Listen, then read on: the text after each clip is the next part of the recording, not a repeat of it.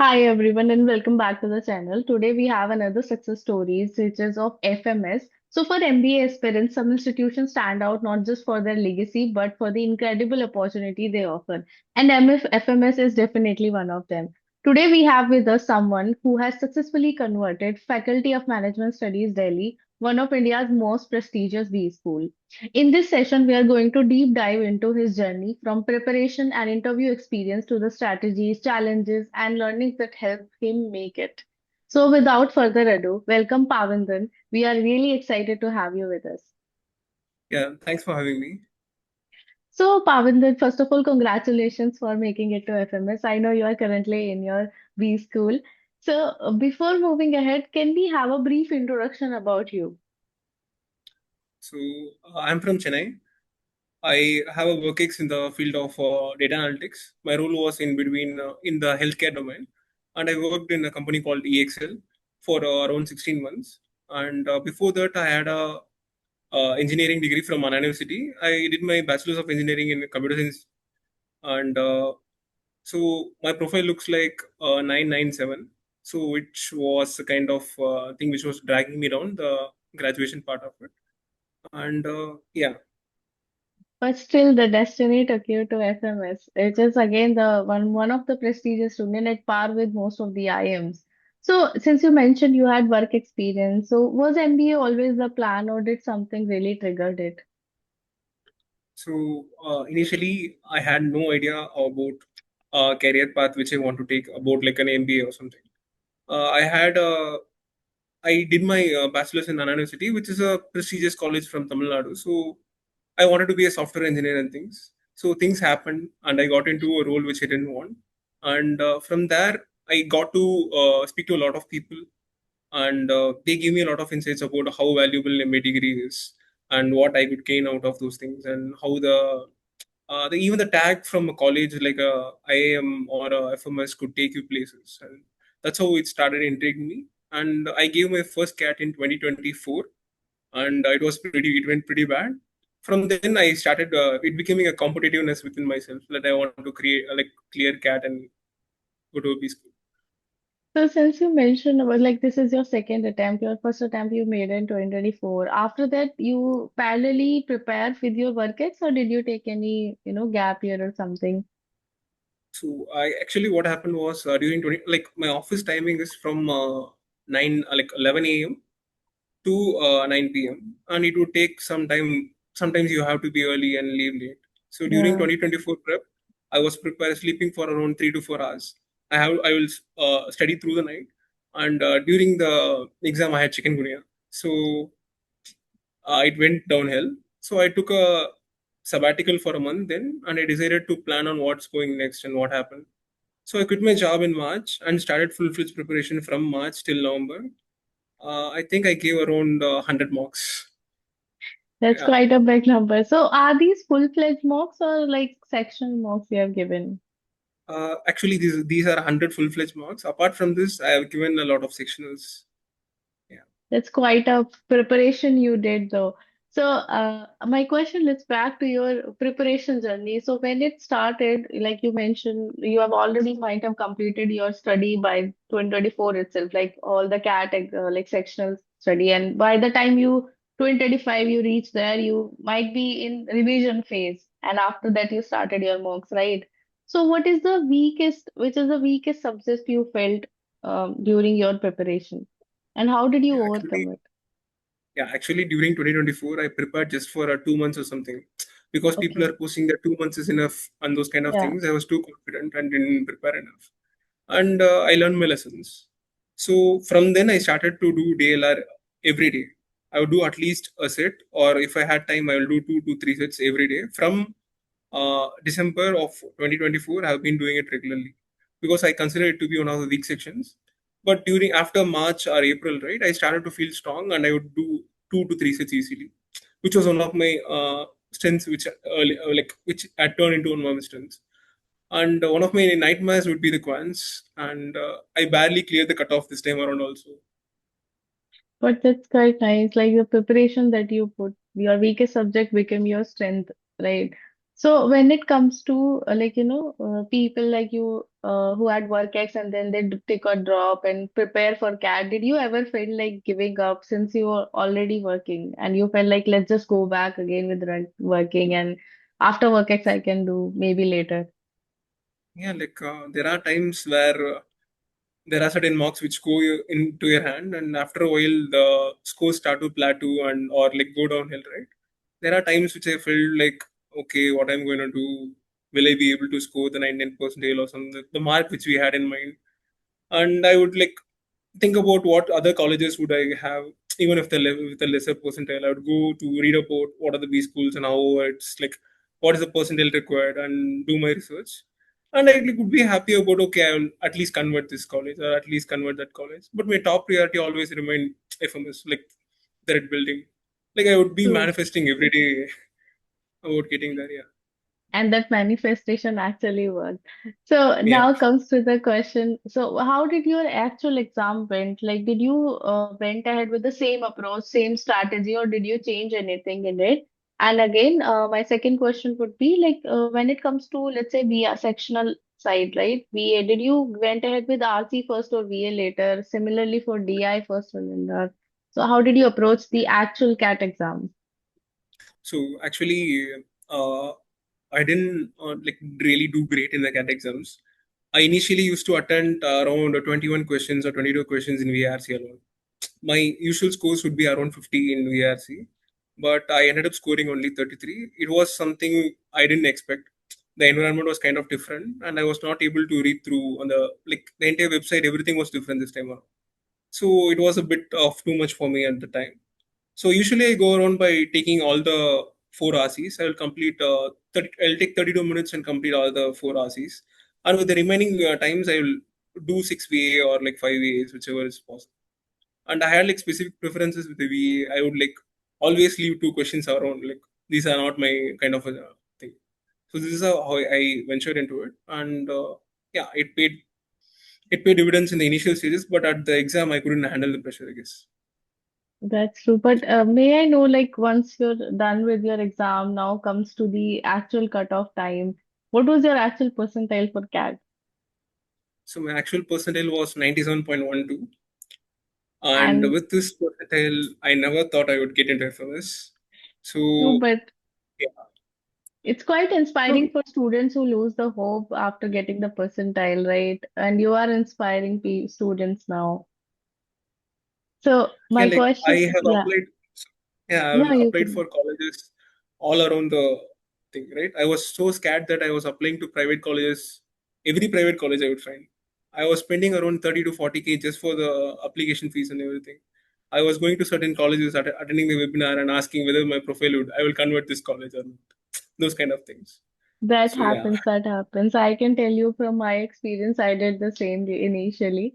But God grace, but God has some different plans for us, and the destiny will lead us to where we're supposed to be. Now comes to the question, did you prepare for any other exam or did you sit for any other exam apart from CAT? Like your ZAT snaps are there, right? yeah, I took my NMAT.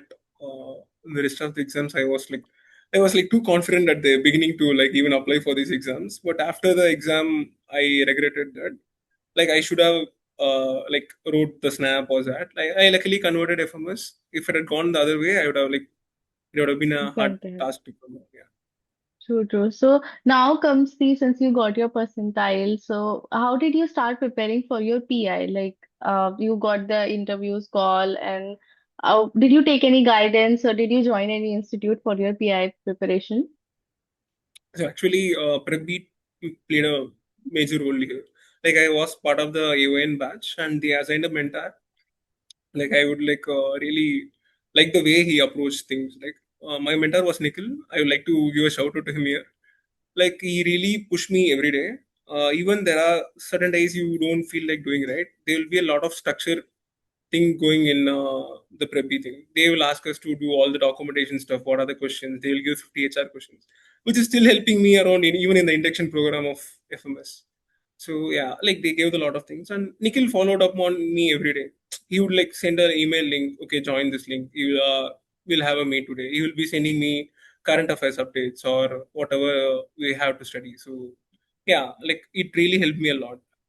That's really nice. So, apart from this, like structuring your answers and your thought process, did you felt any measurable difference in your confidence while approaching, because generally in PI, people feel underconfident after they, misanswered something or not able to answer a certain question.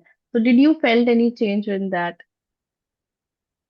Actually, all my interviews went great, but the most horrifying moments I had were the mocks which PrepBee gave me. Like I was grilled and I was taken back for 40 minutes and 50 minutes and said like these answers are not good enough. The same answers got me into places.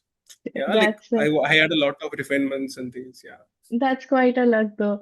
Again, now comes to the actual PI day. So, how did it went for FMS?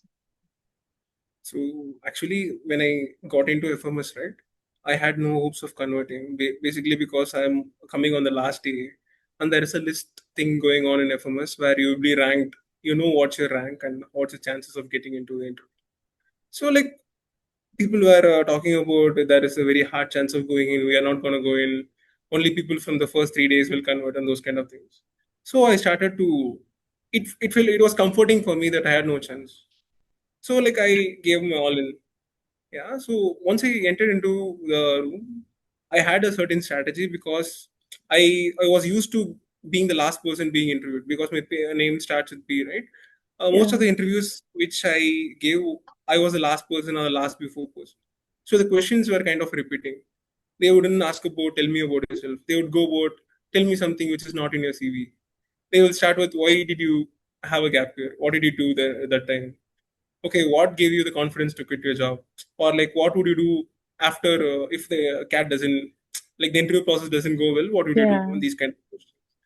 So these were the questions which were also asked in FMS. Even though I had a answer prepared for it, at that moment something kicked in and I started speaking emotionally. I was telling about how I failed and how I failed and how I failed, and then told them that I have failed so far in life. I have like done these things and failed so far. And FMS is a brand which is going to push me in life ahead and take me to places where I want to be. Yeah. that is true. And that's really inspiring as well. So, now that you have done with your PI, so the actual day when you got your call, how does the day look like when you told your parents, everyone that you're going? And since FMS is in Delhi and way far from Chennai, so how does the day looks like? So once I got out of the interview room, I was like confident that I gave my best shot. I gave my best interview. So I was like, okay, I gave my best. I did everything. So I came out. I called the mentor and told him that I had a great interview. I gave him all the transcript. Then called my parents and said yes.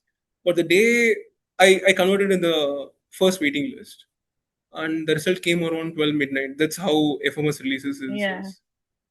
Yeah, like it was a magical day. I converted Indo the same day, IAC the same day, and FMS the same day.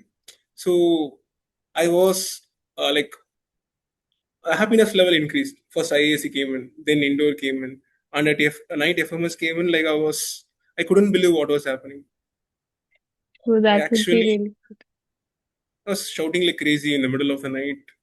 Yeah, things happen. So now, I just wanted to ask, since you mentioned you gave many other interviews, so can you walk us through all the calls of the colleges that you have? So I had IM Shillong.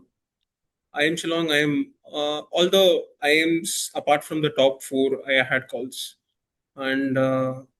Yeah, I had calls from my IITs. I have calls from most of the IITs which I applied, like all the IITs which I applied. And one call which was surprising, which I converted to be the IASC because they took like very minimal amount of seats, right? They had only six Yeah. seats for OBC, and I converted in the first list. So that was kind of amazing for me.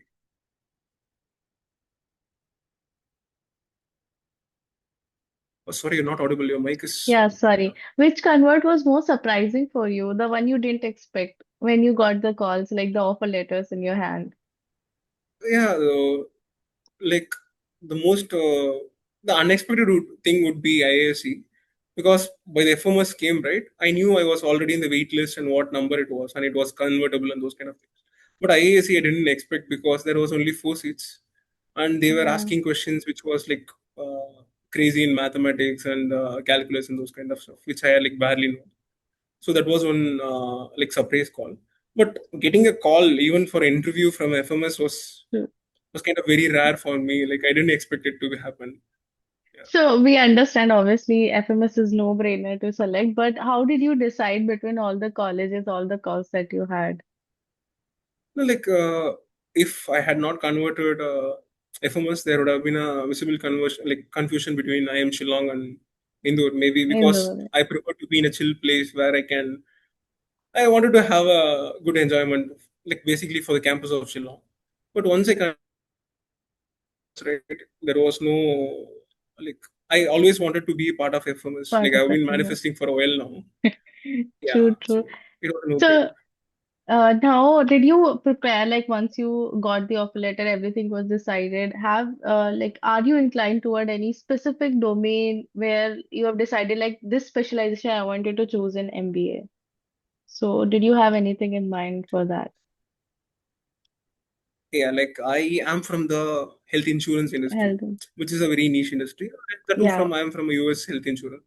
So I have seen what are the problems which occur in health insurance. So my aim was to create a health insurance industry in India which is like sustainable for a longer time. So that's what I want to do now. So I'm trying to go into consulting and acquire the domain knowledge of various health insurance companies or BFS sector, acquire the true. landscape, assess the landscape, and get to where I want to go. That's nice. So now that you have decided your specialization, did you before stepping into FMS, like since now that you are in FMS, so before stepping into, did you plan for any certificate or courses to, since you are coming from BTech background, there are students from BCom, from other backgrounds as well. So finance would be easy for them, except for some economics will be easy. So did you plan for any certification? So like I kind of went the other way. I thought like building a strong edge in AI would be great, and I was going for certifications with agentic AI, and I was trying to build my own project, which was like a algo terminal for trading with like agentic AI. So I was working with it, and simultaneously I surprisingly met someone on a airplane and spoke with him.